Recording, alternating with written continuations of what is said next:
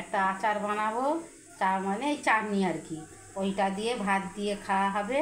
দেখো আমি একটা নিয়ে নিয়েছি, মিক্সির জার নিয়ে নিয়েছি, ওতে আমি থালকুর পাতাগুলো সব দিয়ে দেবো।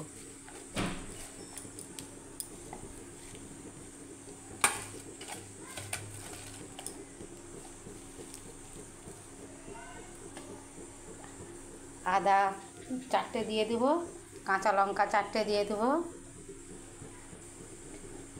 দিয়ে বেটে নেব।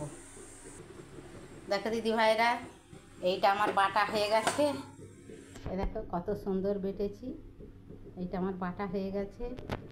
এবারে আমি কড়াই একটু সর্ষের তেল দিয়ে দেবো। আমার নাতনি ভিডিও করে, সেই স্কুল গেছে, আমি এক হাতে ভিডিও ধরে এক হাতে করছি, যদি একটু সরে টরে যায় আমাকে ক্ষমা করে দিও। তোমরা আমাদের পাশে থাকো, তোমাদের উদ্যোগীতেই আমরা সফল হতে পারবো। আমাদের খুব শখ, সবাই করে, আমরাও করেছি। আমরা বেশি দিন করিনি, এই 6-7 মাস করেছি। তোমরা আমাদের পাশে থাকো, লাইক করো, কমেন্ট করো, তাহলে আমরা আরও আস্তে আস্তে উপরে যেতে পারবো। দেখো কড়াই তেল দিয়ে দিয়েছি,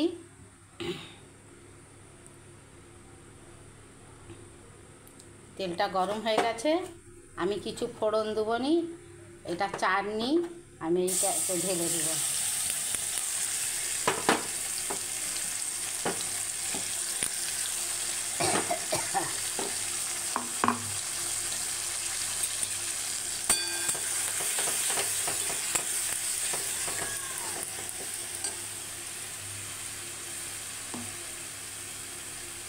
একটু নুন দিয়ে দেবো,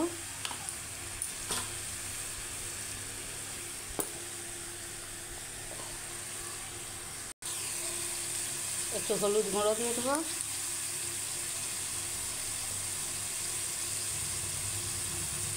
একটু ধনে জিরে গুঁড়ো দিয়ে দেবো,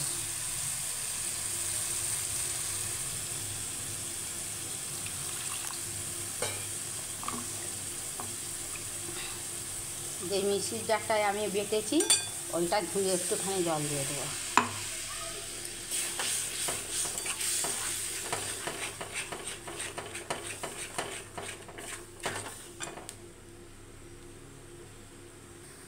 দেখো দিদিভাইরা, থালকুর পাতার চাটনিটা আমার হয়ে গেছে। একটু খাবার সময় তোমাদেরকে দেখাবো, কেননা আমি বললাম আমার নাতনি ভিডিও করে, আমার নাতনি নেই, স্কুল গেছে, খাবার সময় তোমাদেরকে দেখাবো সবটা। এই দেখো চাটনিটা হয়ে গেছে। এবারে আমি ওপর থেকে একটু সর্ষের তেল দিয়ে দেবো,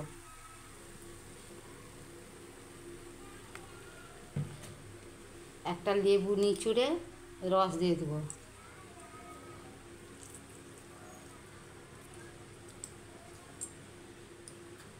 দিয়ে এইটাকে নেড়ে দেবো।